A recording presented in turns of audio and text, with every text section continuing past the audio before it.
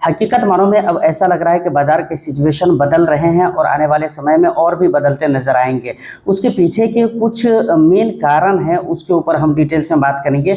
कुछ अच्छी खबरें भी हैं, कुछ बुरी चीज़ें भी हैं, दोनों चीज़ों को हम यहाँ पर डिस्कस करेंगे। तो वीडियो बहुत इन्फॉर्मेटिव होगी, तो बस एक लाइक करके शेयर कर दे। चैनल को अगर अभी तक आपने सब्सक्राइब नहीं किया तो ज़रूर कर लीजिए। देखिए, सबसे अच्छी चीज़ क्या है कि जब से यूएस की तरफ से ये ऐलान कर दिया गया है कि भाई फ्राइडे को स्विट्ज़रलैंड के अंदर जो है ना हम पीस डील के ऊपर बातें करने वाले, मतलब पीस डील वहाँ पर होने वाले हैं और वहाँ पर शाइन वगैरह होने वाले हैं स्विट्ज़रलैंड के अंदर। फ्राइडे की बात है। तब से देखिए तो आज तक अगर हमारी मार्केट को देखेंगे तो कल के डेट में था, तो कल के डेट में भी बहुत ख़राब नहीं था मार्केट का प्रदर्शन। और आज की डेट में देखें तो ठीक है, परसेंटेज वाइज इस समय पे भी बहुत अच्छा करता हुआ नज़र नहीं आ रहा है। लेकिन आपको ये देखकर खुशी होगी कि भाई अक्सर जगह पे यानी मैक्स टू मैक्स जगह पर देखेंगे तो एक पॉजिटिविटी है वो बनी हुई है, ठीक है। और पॉजिटिविटी देखिए परसेंटेज वाइज बहुत अच्छा मार्केट परफॉर्म करे या ना करे ये मैटर नहीं करता है, ठीक है। ऐसे समय के लिए मैटर ये करता है कि भाई ये लगातार पॉजिटिव बना रहे। ये मैटर क्यों करता है? इसलिए मैटर करता है कि देखिए यहाँ पर एक सेंटीमेंट है ना, पॉजिटिव सेंटीमेंट वो क्रिएट होता हुआ नजर आएगा। जब मैं इस वीडियो को शूट कर रहा हूँ तो गिफ्ट निफ्टी के अंदर भी पॉजिटिविटी है, जबकि शुरू के टाइम पे मैंने देखा हुआ था तो वहाँ पर बिल्कुल पॉजिटिविटी थी, सिर्फ कलर में थी, ठीक है ना। परसेंटेज वाइज 0.5 तक भी नहीं थी पॉजिटिविटी, या 10 तक के भी नहीं थी, 0.10 तक के भी 0.01% तक के भी नहीं थी। लेकिन इस समय पे अगर आप देखेंगे तो यहाँ पर पॉजिटिविटी है और लगभग मैं आपको बताऊँ तो 0.21% या इसके अराउंड, इसके आसपास में पॉजिटिविटी आपको गिफ्ट निफ्टी के अंदर देखने को मिलेगी। दूसरी बात यह है कि एशियाई मार्केट को देखेंगे या यूएस के मार्केट को देखेंगे तो वहाँ पर भी एक अच्छा परफॉर्म आपको देखने को मिल रहा है मार्केट के अंदर, जो कि बहुत अच्छी बात है, अच्छी चीज़ है और ये पॉजिटिव है बाज़ार के लिए, जो कि होना चाहिए।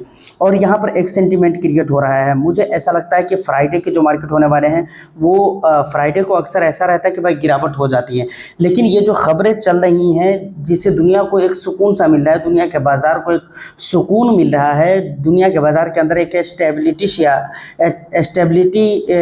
आ रही है, तो इसकी वजह से मुझे लगता है कि फ्राइडे के दिन भी बहुत अच्छा रहने वाला है ओवरऑल। और पीस डील जैसा कि कहा गया है कि फ्राइडे को स्विट्ज़रलैंड के अंदर इसके ऊपर डिस्कस वगैरह होंगे और वहाँ पर साइन हो जाएंगे। अगर रियल मानों में, हकीकी मानों में अगर ऐसा हो जाता है तो यकीन माने सोमवार का जो मार्केट रहने वाला है वो बहुत ही तगड़ा और एक मजबूत रैली के साथ आपको इंडियन बाजार दिखने वाला है और दुनिया भर के बाजार दिखने वाले हैं। खासतौर से हम यहाँ पर इंडिया की बात कर रहे हैं, ठीक है। और वहाँ पर हर सेक्टर में आपको एक अच्छी तेज़ी देखने को मिल सकती है, हर सेक्टर के अंदर। तो यहाँ तक हमने उन चीज़ों के बारे में बात किया है जो कि मंडे तक के मार्केट के सिचुएशन को, इसके हालात को अच्छे रख सकते हैं। आगे चलकर अगर बात बनी रहती है तो ऑफ कोर्स आने वाला समय जो होगा इंडियन मार्केट के लिए या दुनिया भर के मार्केट के लिए और भी बेटर होने वाला है।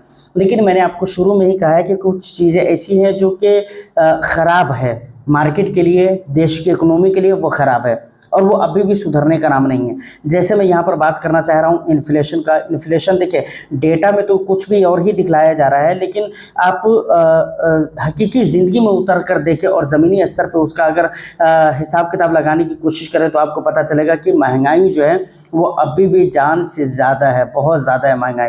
दूसरी चीज़ है कि डॉलर के अंदर जो है गिरावट वो रुपये के मुकाबले में और भी होने चाहिए, मतलब अभी 94 रुपये के पार है, जो कि नहीं होना चाहिए। इसके अंदर थोड़ी सी गिरावट हो, थोड़ी सी नहीं बल्कि 90 के नीचे, ये जितना नीचे आएगा उतना अच्छा रहेगा देश की इकोनॉमी के लिए, हमारे देश भारत के लिए।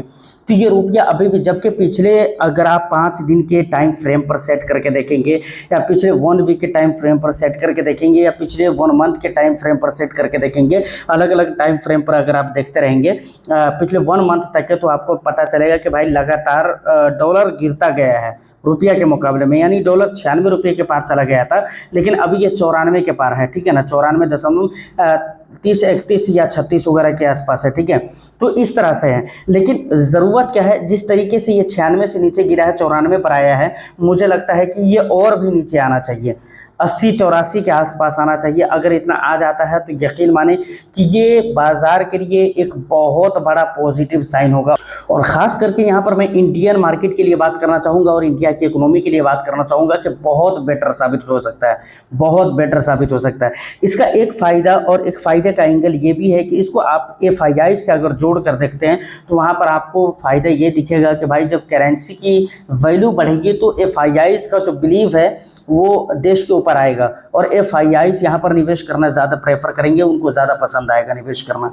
तो ये एक बहुत बड़ी चीज़ है जिसे आपको समझना चाहिए। अब देखिए, एक आखिरी बात मैं यहाँ पर आपको कहना चाहूँगा, जो निवेशक है कि आपको अगर आने वाला समय में हो सकता है फ्राइडे को ही या उसके बाद में हो सकता है कि एग्रीमेंट न होने पाए, US और ईरान के बीच में पीस डील न हो सका या शायद नहीं हो सका, या आगे चल हो भी गया, आगे चलकर अगर कोई बात ख़राब हो जाती है तो वहाँ पर हो सकते हैं कि मार्केट के हालात फिर से ख़राब हो सकते हैं।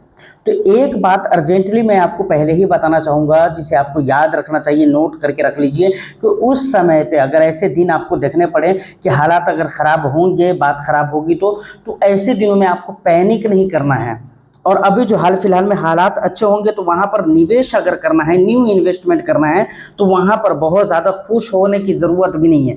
मतलब बहुत ज़्यादा खुश भी होने की ज़रूरत नहीं, और आने वाला समय में अगर कुछ बुरा नज़ारा देखने को मिले तो उसको लेकर बहुत ज़्यादा पैनिक भी करने की ज़रूरत नहीं है। तो बढ़िया क्या रहेगा, और इसका बेटर तरीका ये है कि दोनों को संतुलित करके रखा जाए। इसके लिए बेटर तरीका ये है कि आप जो है ना निवेश जो अगर करने वाले हैं तो उसको ठीक ठाक से करिए, और अगर निवेश नहीं करना है, जो ऑलरेडी निवेश चल रहा है पहले से, तो उसमें आप बिल्कुल बने रहिए और इस चीज़ को बिल्कुल प्रिपेयर रखिए, माइंड सेट एक बना कर रखिए कि आने वाला समय में अगर हालात ख़राब होते हैं तो वहाँ पर हमारे हालात ख़राब नहीं होने चाहिए और हम बने रहेंगे मार्केट के साथ लंबे समय तक के, क्योंकि आपका जो भी विज़न होगा वो लॉन्ग टर्म होगा। मुझे लगता है कि अगर पिछले 1 साल, 2 साल, 3 साल के अंदर आपने निवेश किया तो मुझे लगता है कम से कम 2-4 साल अभी आपके पास होगा, तो आपको अभी लंबे समय है आपके पास, तो आपको बहुत ज़्यादा घबराने की ज़रूरत नहीं है। तो ये चीज़ करने की भी ज़रूरत नहीं है, मतलब पैनिक वगैरह करना नहीं है, बिल्कुल डट कर बने रहना है। और न्यू इन्वेस्टमेंट की जहाँ तक बात है तो मुझे लगता है कि अभी आपको कुछ समय तक के रुक कर वेट करके देख भी लेना चाहिए,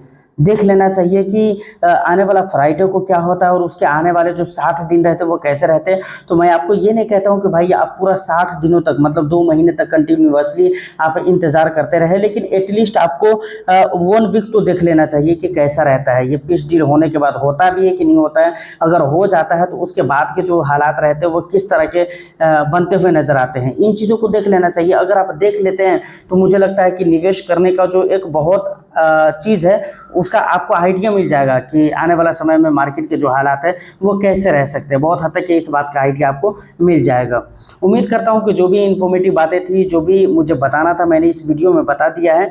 इन तमाम तो मुद्दों पर आपका क्या कहना है, आपका सजेशन और फीडबैक क्या है, आप मुझे कमेंट सेक्शन में ज़रूर बताइएगा। वीडियो को बस एक लाइक करके शेयर कर दीजिए। चैनल को अगर अभी तक आपने सब्सक्राइब नहीं किया है तो ज़रूर कर लें। मैं फिर मिलता हूँ किसी नेक्स्ट वीडियो में, जब तक के लिए all the best. Thank you for watching.